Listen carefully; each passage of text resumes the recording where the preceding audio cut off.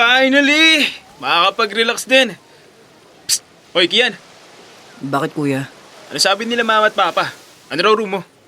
Hindi mo ba narinig kanina? Sabi nila tita, isang kwarto na lang daw tayo. Hassle naman, oh. Bakit ba kasi hindi ka nalang binok ng hiwalay na kwarto? Malaki naman yung binok nila para sa atin. Isa pa, ano namang gagawin mo mag-isa ron ang laki ng kwarto na yun. Wala ka na ron, no? May gagawin ka ba na hindi ko pwedeng malaman? Malay mo, bigla akong may makilalang chicks dito sa resort. Paano ko siya dadalhin sa kwarto kung nandun ka? Makakalokohan mo talaga kuya. Sabihan mo lang ako kung sakaling may bisita ka. Gagawin ko naman ng paraan. Pwede akong maglakad-lakad muna kung sakali. O kaya, pwede namang matulog ka na lang ng mahimbing doon para wala kang marinig. Kami na lang gagawa ng paraan.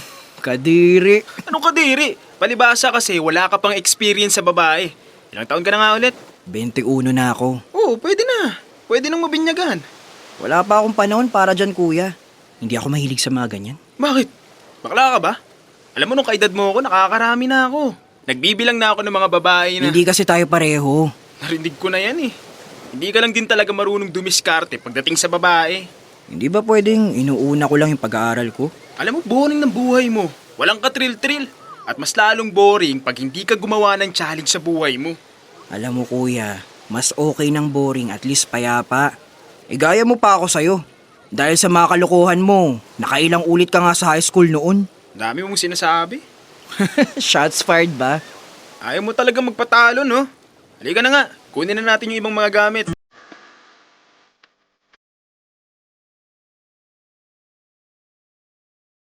Dear Love, ako si Lester, 25 anyos. Pinsan ko si Kian. Sa isang bubong kami lumaki mula nang maagang mawala mga magulang niya. Sina mama at papa ang nag-aalaga sa kanya. Kaya hindi lang siya pinsan. Parang kapatid ko na rin. Tipikal na lalaki ako. Madaling matukso, sanay sa atensyon, at walang pakialam sa dami ng babaeng dumadaan sa buhay ko. Si Kian naman kabaliktaran. Tahimik, mailap, at buong buhay niya umiikot sa pag-aaral. Minsan hindi siya nagkwento tungkol sa babae. Parang may sarili siyang mundong ginagalawan. Lumaki kami sa marangyang pamilya. Kaya nang aminin niyang sobra na ang stress niya sa eskwela, agad nagdesisyon sina mama at papa na magbakasyon kami. Akala namin pahinga lang yon. Hindi namin alam, may mga bagay palang hindi mo matatakasan kahit saan ka padalhin.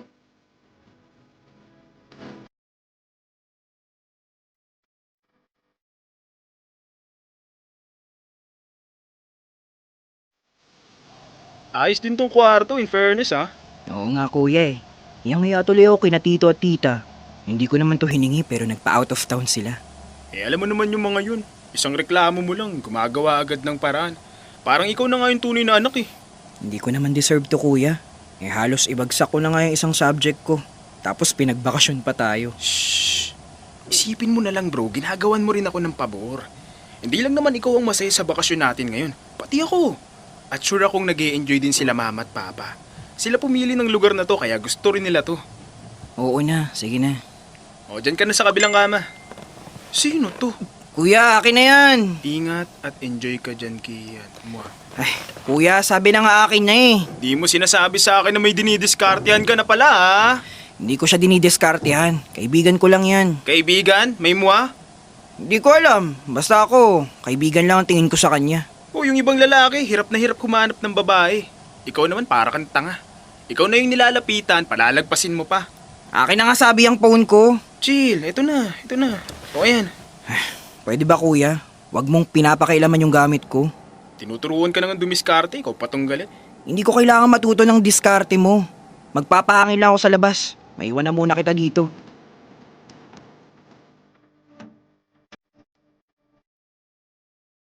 Isang linggo kami sa resort ng bakasyon na yon. Wala akong ginawa kundi kulitin si Kian. Sinasama ko siya lagi sa paghanap ko ng babae. Minsan umiiwas siya, pero kadalasan napipilitan na lang sumama. Parang wala na ring lakas tumanggi. Pangatlong gabi pa lang namin, nagsimula na kaming mainip. Tahimik ang paligid, mabagal ang oras. Di bagay sa ugali ko. Kaya napagdesisyonan kong makihalubilo sa ibang guests. Doon namin nakilala si Sharina. Mag-isa siyang nagbabakasyon. Tahimik pero may kakaibang dating.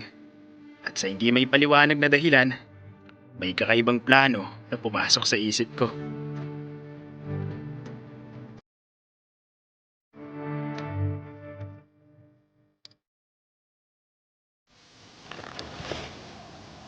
Oh, kuya, saan ka pupunta?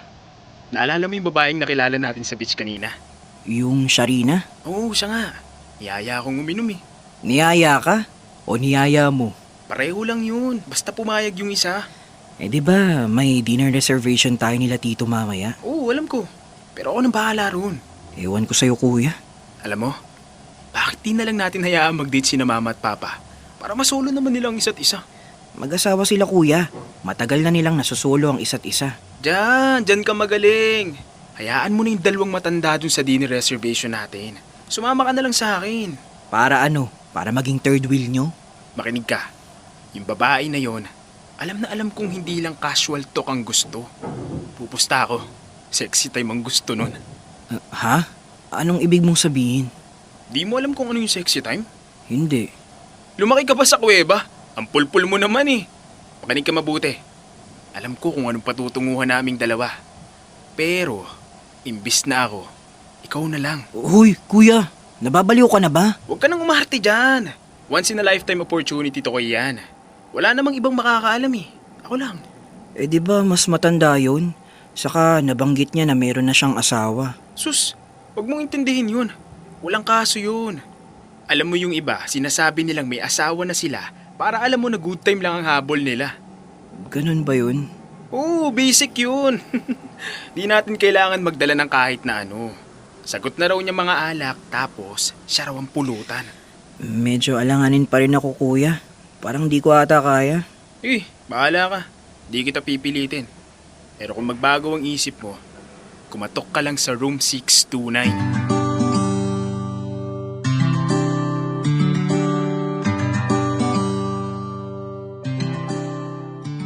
Alam niyo yung kasabihang, huwag pilitin ang ayaw, baka biglang pumayag. Hindi ko pinilit si Kian sa plano ko.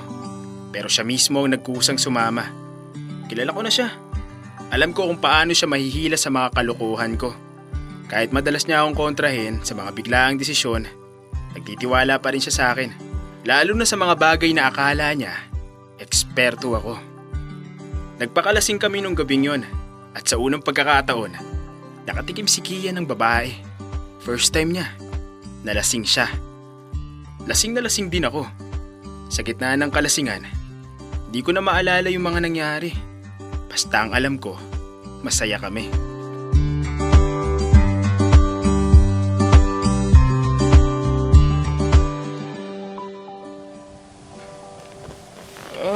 Sakit ng ulo ko. Kuya oh, kape. Paano tayo nakabalik dito sa kwarto? Binuhat kita.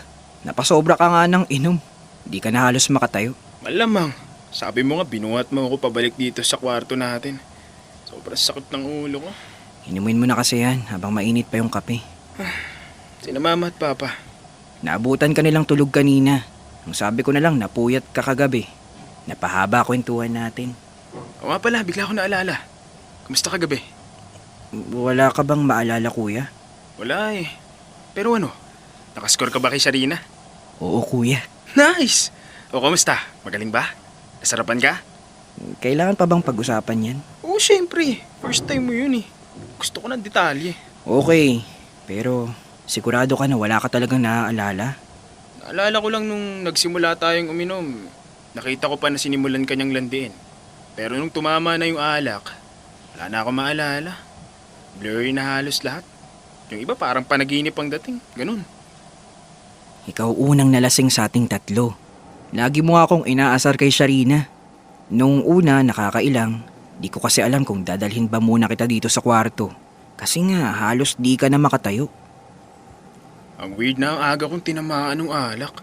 Kaya nga eh. Nagulat na lang ako, lasing ka na bigla. Di kaya nilagyan ni Sharina ng gamot yung mga shot ko? Hindi kuya. Iisa ang pinanggalingan ng ininom natin. Hindi naman ako masyadong nalasing. Konti lang ang pagitan nyo ni Sharina sa totoo lang. Ang aga rin niya kasing nalasing. Kaya di na rin ako nakainom kasi hinila niya na rin ako sa kama. Kung saan ka nakahiga. Ginawa niyo nang nandun ako? Yan ang sinasabi ko. Hindi nga rin ako makapaniwala eh. Pinalilipat ka ni Sharina pero ayaw mong umalis. Kaya tinuloy na namin. Pagkatapos nun, habang may nangyayari sa amin, bigla kang nagsalita. Sabi mo, ako rin. kahit lasing ako, naiinggit ako. Wala palang pinipili yung puson ko. Kahit lasing na, puro kamunduhan pa rin ang uunahin. Di na kita pinigilan nun, kuya. Bigla ka na lang kasing naghubad. Ano? Huwag mo sabihin na sumali talaga ako. Oo, kuya. Pero di ka umisa kay Sharina. Ha? Anong hindi ako umisa sa kanya? Akala ko ba sumali ako? Ako kasi yung umisa sa'yo. Hoy, di magandang biro yan ha? Sana talaga nagbibiro lang ako, kuya. Pero hindi. Bobo ka ba? Di ka man lang nag-isip? Bakit mo gagawin sa akin yun? Wala ka bang utak? Pilit mo ako hinihila eh. Ikaw mismo ang nagpupumilit na gawin ko yun. Nagulat nga pati si Sharina pero natuwa siya kaya nagtuloy-tuloy na. Ikaw na nagsabi na lasing ako nun, di ba? Napakalaki mong tanga. Bakit? Di ba ikaw yung nagsabi na gumawa ako ng thrill sa buhay ko? Oh, ito na yun. Ito yung gusto mo, di ba? Kadiri kang hayop ka! Mapapatay kita eh! Aray, kuya! Kuya, bitawan mo yung leg ko! Hindi ako makahinga!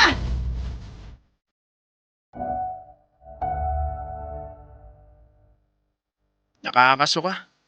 Yung bakasyong dapat pahinga, nauwi sa isang bangungot. Oo, ako nagtulak kay Kian sa landas na yun. Pero hindi ko inakalang aabot kami sa ganun. Di ko maintindihan kung paano niya nagawang lampasan yung hangganan na yun. Lalo na sa akin. Minsan napapaisip ako, matagal na ba niyang kinikimkim yun? O fault ko? Kasi di ako naging malinaw sa mga bagay na itinuro ko sa kanya. Pagbalik namin sa bahay mula sa bakasyon, nagpa siya akong bumukod. Hindi para itakwil si Kian bilang pinsan, kundi para ilayo ang sarili ko sa alaala. Yung diri ko sagat hanggang buto. Di ko kaya na makita si Kian. Di ko mapatawad ang sarili ko kahit anong pagsisisi ang gawin ko.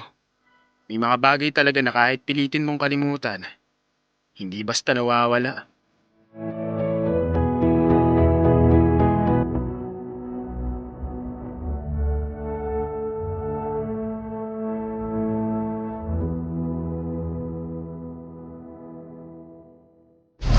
Metro's #1 Love Radio.